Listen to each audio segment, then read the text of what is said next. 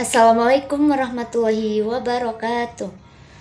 Yang terhormat Ibu Risa Sofiani, MPD selaku dosen mata kuliah pengembangan bahasa AUD kelas B, serta teman-teman yang kami sayangi.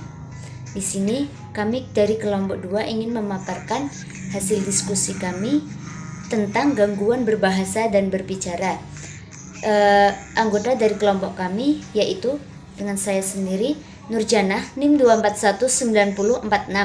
Yang kedua ada Sunia Ayu Lestari dengan NIM 2419050 serta Nurul Lailatul Fadilah dengan NIM 2419053. Berikut pemaparan dari diskusi kelompok kami. Baik, saya akan memaparkan poin yang pertama yaitu tentang peran otak dalam perkembangan bahasa. Nah, perkembangan otak pada anak berawal dari lingkungan sekitarnya seperti lingkungan keluarga, lingkungan masyarakat dan lainnya.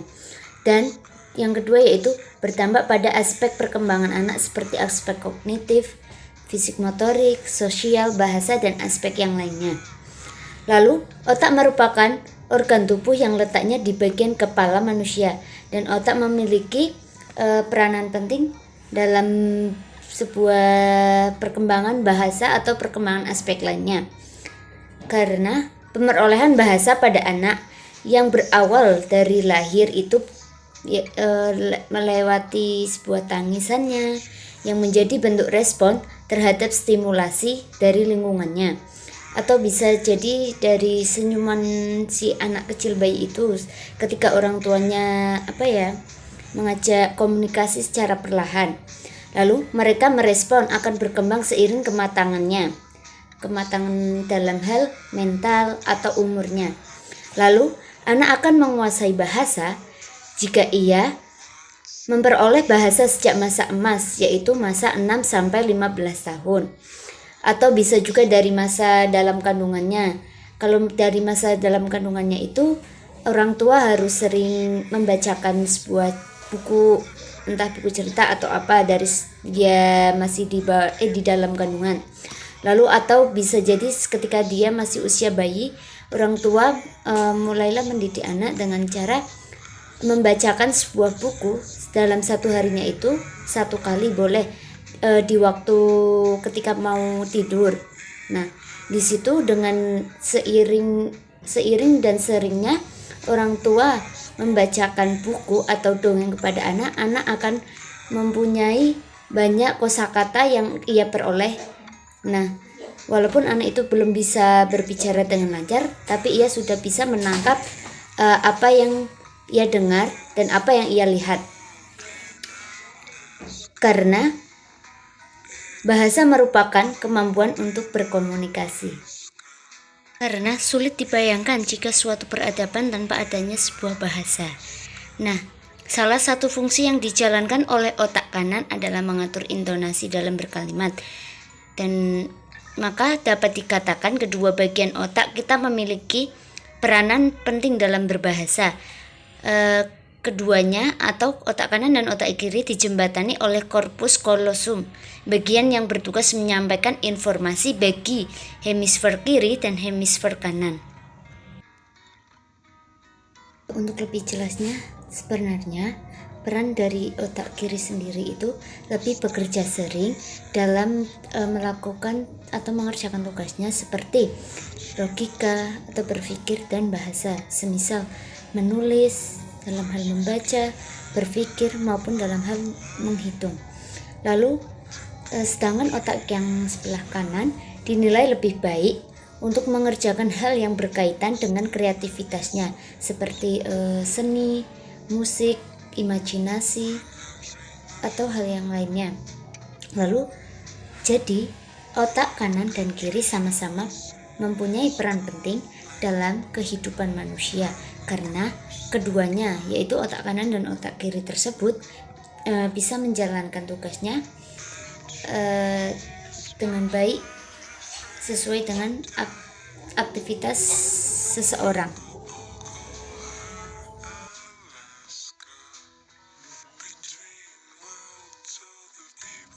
Baik, Untuk poin selanjutnya akan disampaikan oleh Mbak Sunia Ayu Lestari.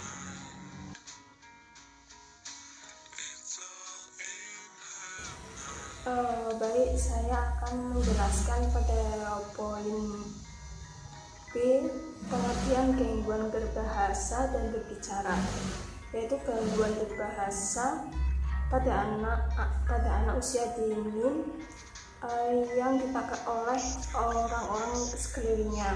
Terdapat segala macam bunyi dan suara mempunyai arti.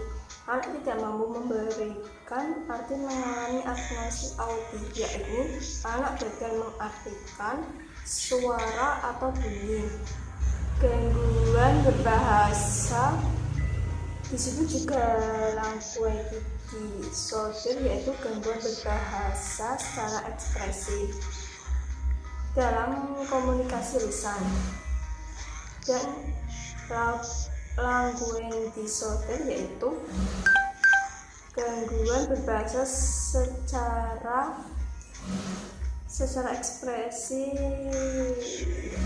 disebabkan karena di kelainan organiknya mengganggu beberapa sistem tubuh seperti otak. Kemudian gangguan berbicara pada anak, adanya gangguan hemisfer dominan dapat disebabkan karena organ tubuh seperti lingkungan yang disebabkan keterlambatan yang terjadi tidak terlalu berat seperti di lingkungan sekitar anak-anak. Kemudian poin C, jenis gangguan berbahasa dan berbicara. Gangguan berbahasa yang bisa afasia, yaitu hambatan dalam berbahasa yang disebabkan oleh lesi, kerusakan hemisfer otak sisi kiri.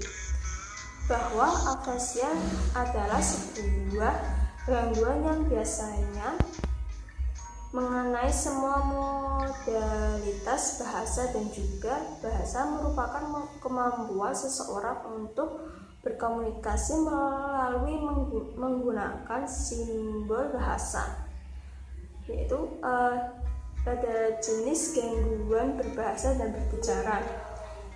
Gangguan berbahasa seperti gangguan mekanisme berbicara merupakan proses menghasilkan ucapan perkataan yang dihasilkan oleh alat ucap. Berbicara propulsif merupakan kerusakan otak. Baik, selanjutnya untuk poin D tentang cara mengatasi anak dalam gangguan berbicara akan dijelaskan oleh teman saya, yaitu Mbak Nurul Lailatul Fadilah. Berikut penjelasannya. Yaitu cara mengatasi anak gangguan bicara. Yang pertama yaitu terapi bicara. Terapi bicara biasanya menggunakan audio atau video dan cermin. Terapi bicara biasanya menggunakan pendekatan bermain boneka, bermain peran, memasangkan gambar atau kartu. Yang kedua yaitu terapi oral motorik. Terapi oral motorik menggunakan latihan yang tidak melibatkan proses bicara, seperti minum melalui sedotan, meniup balon, atau meniup trompet. Kemudian yang ketiga, terapi intonasi melodi. Dalam terapi intonasi melodi, kita dapat diterapkan pada penderita stroke yang mengalami gangguan berbahasa. Yang keempat yaitu penegasan kosakata. Penegasan kosakata dilakukan agar anak dapat menyembuhkan kosakata dengan benar. Lebih menegak, penegasan kosakata serta artikulasi pada saat berbicara agar anak dapat mengucapkan dengan jelas sehingga orang lain dapat memahami saat anak berbicara. Yang kelima yaitu bercerita pengalaman anak sebelumnya dan bertanya, yaitu Dengan bercerita, anak akan menambah perbendaharaan kata dan melatih kepercayaan diri serta mereka untuk maju dan bercerita di depan orang banyak. Yang keenam yaitu literasi sejak dini. Literasi sejak dini yaitu mengenalkan gambar membaca sejak dini dengan murid-murid, dibagi menjadi kelompok kecil dengan satu guru pendamping yang siap membacakan cerita untuk anak. Kemudian yang ketujuh yaitu kerjasama dengan orang tua.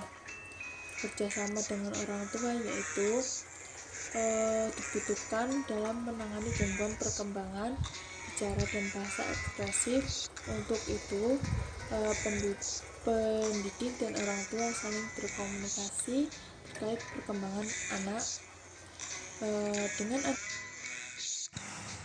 Untuk Quran Surat Asy-Syura ayat 49 yaitu tentang kehendak Allah yang berbunyi Lillahi mulkus samawati wal ard yakhluqu ma yasha yahabu liman yasha'u inasa wa yahabu liman yasha' wa yahabu liman yasha'u dzukur, yang artinya milik Allah lah kerajaan langit dan bumi. Dia menciptakan apa yang Dia kehendaki, memberikan anak perempuan kepada siapa yang Dia kehendaki, dan memberikan anak laki-laki kepada siapa yang Dia kehendaki. Jadi yang dimaksud dengan Quran Surat Asy-Syura ayat 49 itu, Allah itu akan menciptakan apa yang Dia kehendaki, mau perempuan ataupun laki-laki, mau sempurna maupun tidak, itu kehendak Allah. Dan kita sebagai seorang manusia atau orang tua harus bersyukur atas apa yang Allah kehendaki dan mau bersabar serta mau membimbing orang lain, terutama anak kita dalam hal kebaikan. Bisa jadi kaitannya dengan judul makalah hari ini tentang berbahasa dan berbicara anak. Nah, orang tua bisa mengenalkannya sejak usia dini atau dalam kandungan dengan cara orang tua itu sering membacakan buku di saat ia hamil atau saat anak itu masih kecil. Sering-seringlah orang tua membacakan buku kepada anaknya agar anak memiliki kosakata bahasa yang banyak.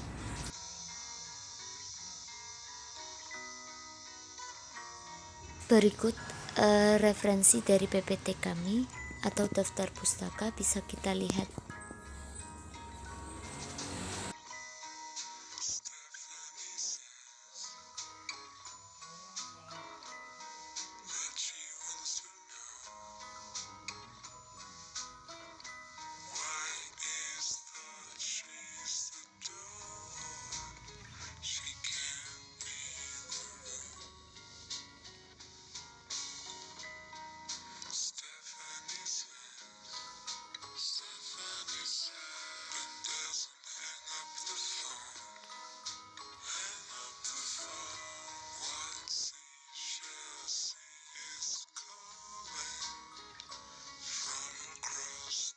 Baik, kesimpulan dari kelompok kami hari ini yaitu perkembangan bahasa ialah meningkatkan kemampuan dalam berkomunikasi melalui lisan, tanda maupun isyarat. Otak bukanlah satu gumpalan jaringan syaraf yang mempunyai tugas yang sama pada semua bagian otak tersebut dalam mendukung semua tindakan manusia. Daerah yang berbeda dalam otak memiliki struktur yang berbeda, dan setiap struktur memberikan sumbangan tersendiri untuk setiap perilaku yang dilakukan oleh manusia. Untuk lebih terperinci bahwa otak itu mempunyai atau memegang peranan yang sangat penting dalam berbahasa manusia atau sebagai alat komunikasi manusia. Menurut kelompok kami, otak kanan dan kiri itu sangat berperan dalam berbahasa manusia. Sekian presentasi dari kelompok kami, kurang lebihnya mohon maaf. Wassalamualaikum warahmatullahi wabarakatuh.